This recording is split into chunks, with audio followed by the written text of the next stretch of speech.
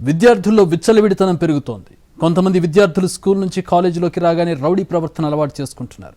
కాలేజీల్లోనే గ్యాంగులు maintain చేస్తూ దాడులకు దిగుతున్నారు. మరోవైపు ఎన్ని చర్యలు తీసుకుంటున్నా కాలేజీల నుంచి ర్యాగింగ్ భూతం వెళ్లిపోవడం లేదు. చూసారా ఎలా కొట్టుకుంటున్నారో? ఇది చూస్తే ఎవరైనా వీధి రౌడీలు కొట్టుకుంటున్నారు అనుకుంటారు, కానీ వారంతా కాలేజ్ విద్యార్థులు. ఈ ఘటన హైదరాబాద్ ఎల్బీ నగర్లో జరిగింది. కొట్టుకుంటున్న వాళ్ళంతా అవినాష్ కాలేజ్ విద్యార్థులు. ఒకే కాలేజీలో 2 గ్యాంగులుగా విడిపోయిన విద్యార్థులు ప్రతి చిన్న విషయానికి అవతలి గ్యాంగుపై దాడులు చేయటం, అవతలి గ్యాంగ్ స్టూడెంట్స్ ఇటున్న వారిపై ప్రతిదాడి చేయటం నిత్యకృత్యం అయిపోయింది. దీంతో రోజూ గొడవలతో ఆ కాలేజ్ క్యాంపస్ దద్దరిల్లుతోంది. వాళ్లలో వాళ్ళు కొట్టుకుంటూనే ఎల్బీ నగర్ ప్రజలకు ఇబ్బంది కలిగిస్తున్నారు. ప్రతిరోజు దాడులు ప్రతిదాడులు జరుగుతూ ఉండడంతో జనం ఇబ్బందులు ఎదుర్కొంటున్నారు. దీంతో అవినాష్ కాలేజ్ విద్యార్థుల న్యూసెన్స్ పై పోలీసులకు ఫిర్యాదు చేశారు స్థానికులు. కేసు నమోదు చేసుకున్న పోలీసులు మొత్తంగా 15 మందిపై కేసులు నమోదు చేశారు.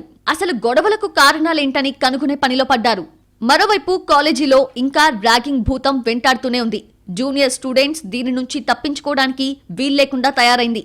ర్యాగింగ్ పేరుతో సీనియర్ స్టూడెంట్స్ చేస్తున్న అరాచకాలు శృతిమించుతున్నాయి. ఇక చూడండి, ఓ జూనియర్ విద్యార్థి పట్ల సీనియర్ స్టూడెంట్ ప్రవర్తిస్తున్న తీరు.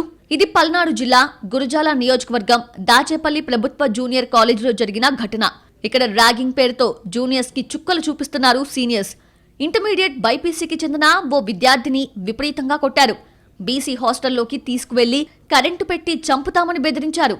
ర్యాగింగ్ పేరుతో జూనియర్ విద్యార్థిని నానా బూతులు తిట్టారు. ఈ ఘటనపై తల్లిదండ్రులు ఆగ్రహం వ్యక్తం చేశారు.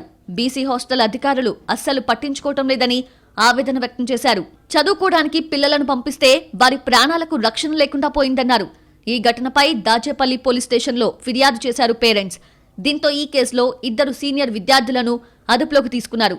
ఘటనలో ఉన్న మిగతా నిందితుల కోసం గాలిస్తున్నారు. మరోసారి ఇలాంటి ఘటనలు జరిగితే కఠిన చర్యలు తీసుకుంటామని వార్నింగ్ ఇచ్చారు పోలీసులు.